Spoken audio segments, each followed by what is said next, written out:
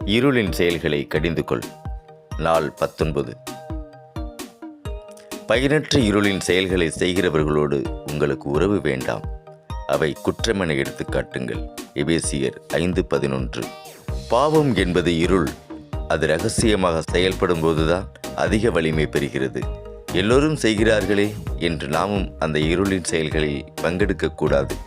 ஒரு காரியம் பாவம் என்று தெரிந்தால் அதை தயக்கமின்றி சுட்டிக்காட்டுவதும் நம் வாழ்விலிருந்து அகற்றுவதுமே உண்மையான ஆன்மீக தைரியம். ஒளியாகிய ஆண்டவரே, இருளின் செயல்களிலிருந்து என்னை விடுவியும், தீமையை நன்மையிலிருந்து பிரித்தெறியும் ஞானத்தை தாரும்.